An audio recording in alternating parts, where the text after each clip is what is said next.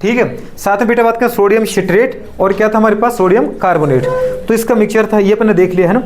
एक पॉइंट अगर अपन देखना चाहें बेटा बात करें कि जिस तरीके से एल्डिहाइड, एलिफेटिक एल्डिहाइड बेटा बात करें टॉलरेंस एजेंट को रिड्यूस करता है, बेनेडिक्ट सॉल्यूशन को रिड्यूस करता है, फेलिंग सॉल्यूशन को रिड्यूस करता है, बात समझ पा रहा हूं, क्योंकि इनके अंदर क्या होता है, एल्डिहाइड ग्रुप होता है, क्या होता है।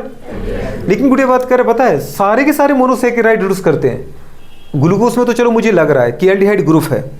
अगर मैंने कहा कि एल्डिहाइड तीनों को रिड्यूस करता है, किस किस को, टॉलरेंस एजेंट को रिड्यूस करता है, फेलिंग सॉल्यूशन को रिड्यूस करता है, बेनेडिक्ट सॉल्यूशन को रिड्यूस करता है, तो मैं अगर आपसे कहूं कि ग्लूकोज के अंदर ये प्रॉपर्टी होगी कि वो टॉलरेंस एजेंट को रिड्यूस कर पाए।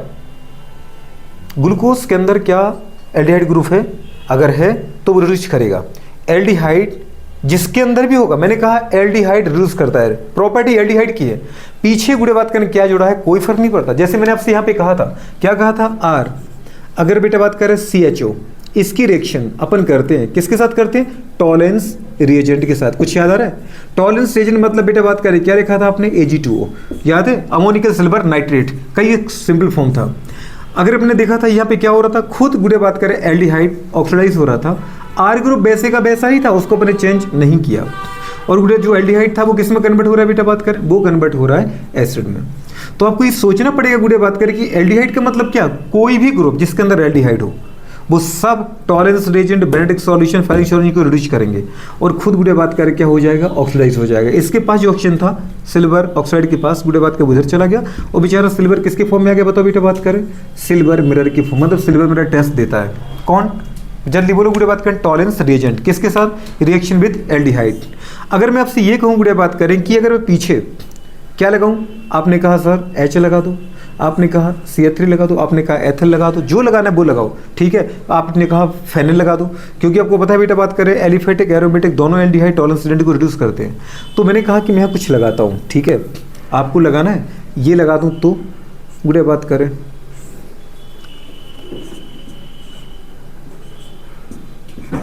ये लगा दूँ तो, ये लगा दूँ तो, ये लगा दूं तो, कौन है ये ग्लूकोज है, कौन है ये, कुछ समझ में आ रहा है, C6H12O6, मतलब ग्लूकोज के अंदर क्या बेटा बात करें, टॉलरेंस एजेंट को रिड्यूस करने की प्रॉपर्टी है, बिल्कुल है। गुड़े बात कर याद है 1 2 3 4 5 6 H12 1 3 5 7 9 10 और 2 12, ऑक्सीजन 6 1 2 3 4 5 6। आपसे कहा तो ग्लूकोज को कैसे याद रखना है, थर्ड कार्बन पर जो बेटा बात कर हमारे पास थर्ड कार्बन पे जो OH है वो कहाँ पर है, वो गुड़े बात कर होता है बेटा लेफ्ट साइड, कहाँ पर होता है, बाकी सबके राइट साइड होते हैं। और फर्स्ट ग्रुप जो है गुड़े बात कर वो क्या होता है बेटा, फंक्शनल ग्रुप होता है। तो नंबर के अपन यहीं से करते हैं, क्योंकि इसमें दो टाइप के फंक्शनल ग्रुप है, या तो एल्डिहाइड गुड़े बात किया तो एल्डिहाइड, या बेटा बात करें क्या, हाइड्रोक्सी मतलब एल्कोहल ग्रुप। तो आपको पता है प्रायोरिटी किसकी ज़्यादा है, एल्डिहाइड की, एल्डिहाइड को फर्स्ट प्रायोरिटी देते, वहीं से नंबर करते 1 2 3 थर्ड कार्बन पे गुड़े ये मैंने सब कुछ देखे थे। इसके अंदर बेटा बात करें अगर ओपन स्ट्रक्चर है तो गुड़े बात करें, क्रिल कार्बन का नंबर कितना था, 4 था, साइक्लिक फॉर्म में 5 क्रिल कार्बन हो गए थे, ठीक है, सब कुछ देखा था।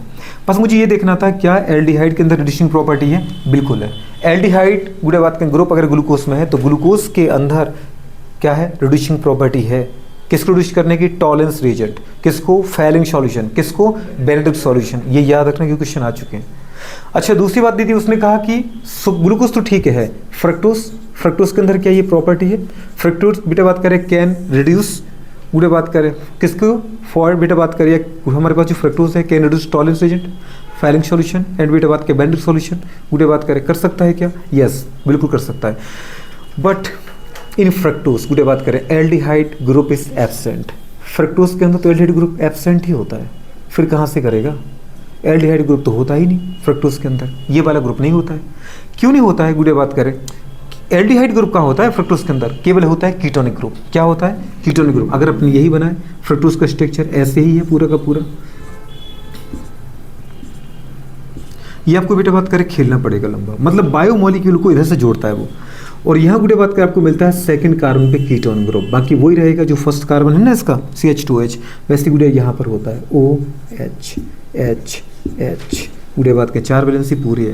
बाकी थर्ड कार्बन पे जो ग्लूकोज का वो फ्रक्टोज में भी होता है OH H, बाकी सबका OH H OH H, गुड़े बात करें H H और OH आगे ना कोई CH2H, कहाँ है इसके अंदर एल्डिहाइड ग्रुप। आप कार्बोहाइड्रेट की डेफिनेशन भी तो यही बोलते हो, क्या बोलते हो, पॉलीहाइड्रोक्सी गुडे बात करें, पता है, group containing aldehyde of ketone is called carbohydrate.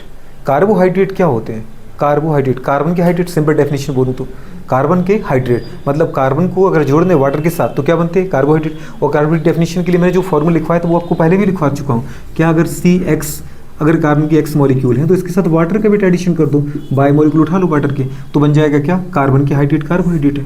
अगर यहाँ पर X और बाय बराबर हो, इनको मैं 6 रखूँ, कार्बन C6 बाय 6 H, अगर गुडे बात करें एक वाटर है कि 6 वाटर, 6 वाटर, तो 6 × 2 करो कितना आ गया H12, और ऑक्सीजन 1 है, 1 × 6 करो कितना O6, इसी से तो बन रही थी बात करें। तो हाइड्रेट ऑफ कार्बन बेटा बात ऑल्सो कॉल्ड कार्बोहाइड्रेट। और बेटा बात करें, लेकिन रियल डेफिनेशन क्या है, व्हाट्स द बेटा बात करें कार्बोहाइड्रेट, पॉलीहाइड्रोक्सी गुडे बात करें ग्रुप कंटेनिंग एल्डिहाइड और कीटोन, क्योंकि मेन फंक्शन ग्रुप तो यही है, पॉलीहाइड्रोक्सी ग्रुप कंटेनिंग गुडे बात करें एल्डिहाइड और कीटोन, कीटोन और एल्डिहाइड, एल्डिहाइड और कीटोन, इनको अपन बोलते हैं कार्बोहाइड्रेट, क्या बोलते हैं, कार्बोहाइड्रेट। ये रियल डेफिनेशन है।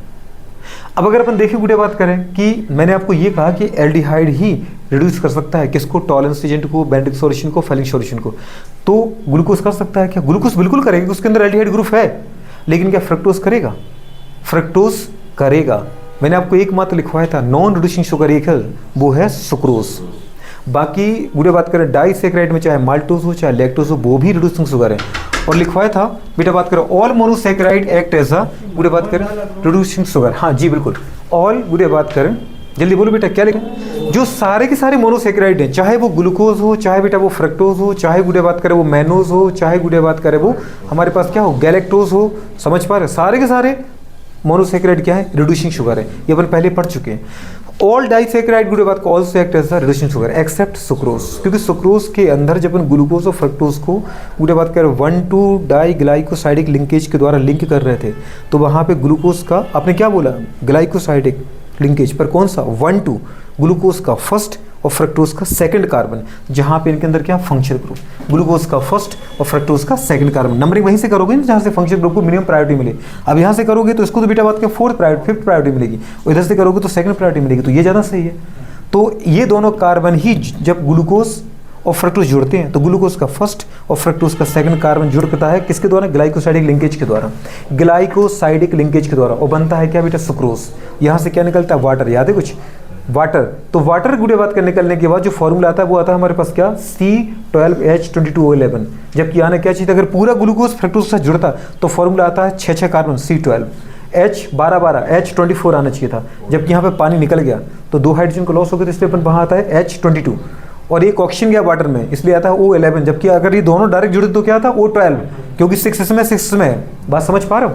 तो कंडीशन बेटा बात का हमारे पास क्या हो जाता है कि अब आप बोलो कि कहाँ से आएगा, जबकि एक पता है अपन को कि अपने नोट्स में लिख चुके हैं, अपन को पता है गुडे बात करें कि सारे मोनोसैकेराइड क्या होते हैं, रिड्यूसिंग शुगर होते हैं, डाइसैकेराइड भी रिड्यूसिंग शुगर होते हैं, चाहे वो माल्टोज हो चाहे लैक्टोज हो।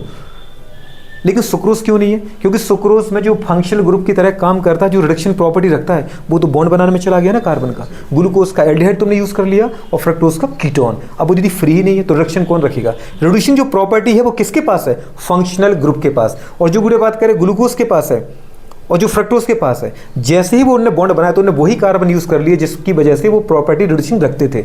अब वो प्रॉपर्टी फ्री है नहीं फ्रक्टोज के अंदर, इसलिए क्या करता है, सॉरी सुक्रोज के अंदर, इसे सुक्रोज किसकी तरह काम करेगा, as a non reducing sugar की तरह काम करेगा। जबकि अपने पढ़ा था माल्टोज करता है और लैक्टोज करता है।